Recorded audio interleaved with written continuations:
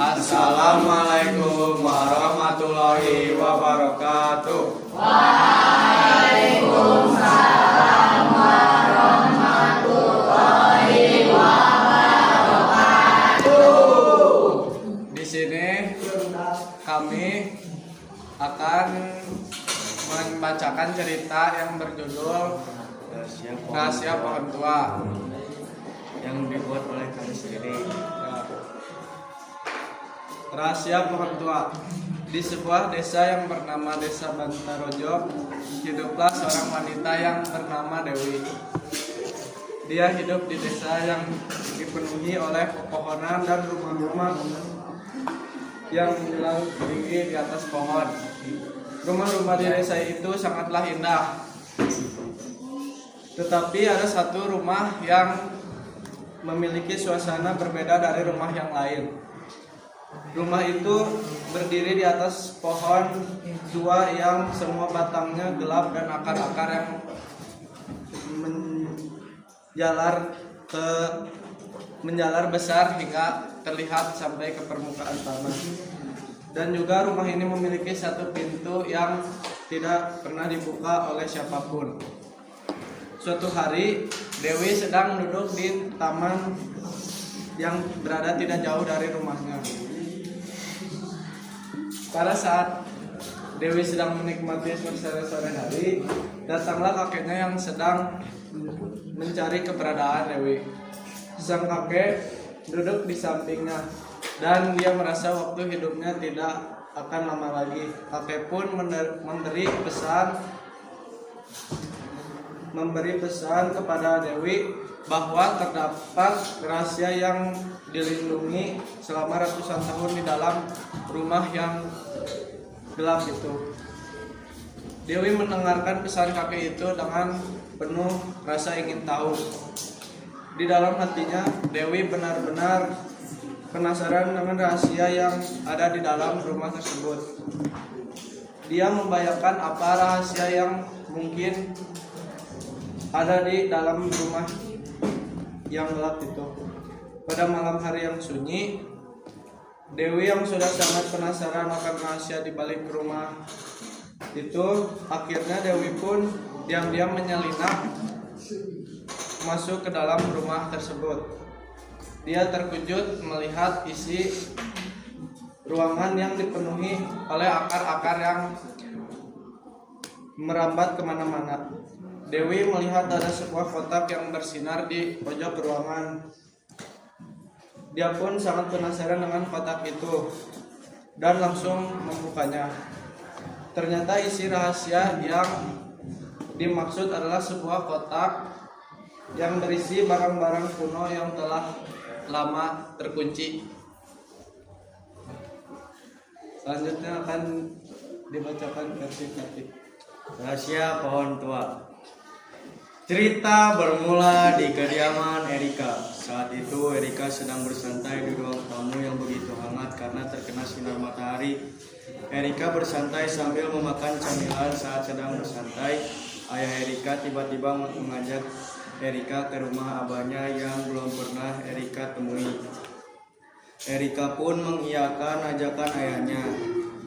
Sampainya di rumah abah Erika, begitu terpukau dengan pemandangan sawah yang luas. Ada sungai dan di situ ada pohon besar yang kelihatannya sudah rapuh dan berumur. Erika pun bertanya pada abahnya, "Bah, pohon itu sudah di situ berapa tahun?" Abahnya pun menjawab, "Pohon ini sudah lebih dari 100 tahun diam di situ." "Tua sekali," ujar Erika. "Bah, bolehkah aku menjelajahi pohon itu?" "Boleh," ucap abahnya. Erika pun memulai ekspedisi menjelajahi pohon tua itu. Di saat dia sedang berjalan mengitari pohon, dia menginjak sesuatu yang keras dan berbentuk kotak. Ketika ia mendongak ke bawah, benda itu terlihat seperti peti. Ia pun menggali tanah kasar yang menghalangi kotak itu. Setelah berusaha dengan keras, peti itu akhirnya terlihat dengan jelas. Di peti itu ada mantra yang mengelilinginya. Erika pun sontak kaget lalu Erika penasaran, ia langsung membuka peti tersebut. Ketika dibuka, di dalam peti itu ada barang-barang aneh. Erika pun langsung melaporkan penemuannya pada abahnya. Abah Erika menemukan peti di bawah pohon tua itu.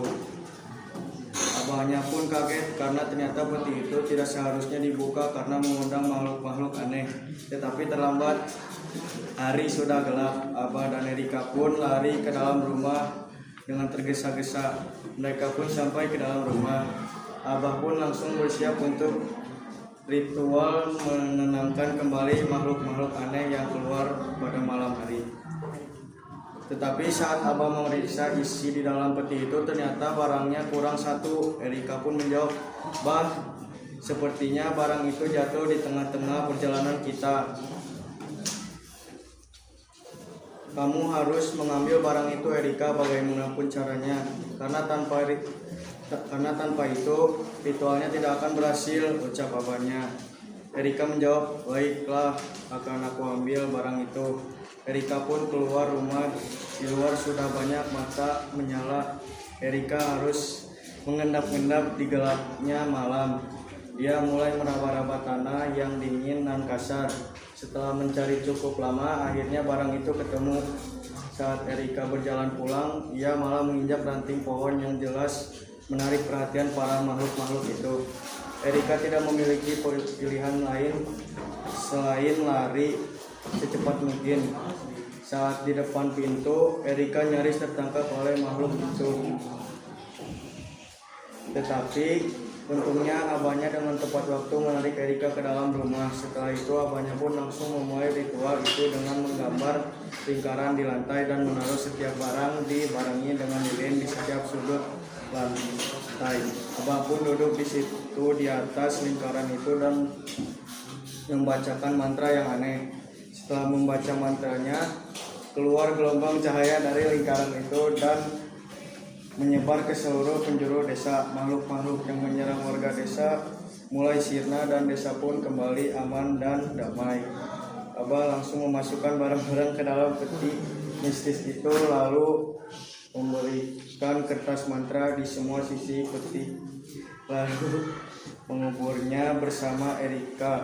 Setelah kejadian itu, Erika takut akan rasa penasaran kepada semua hal karena takut kejadian seperti itu terulang lagi.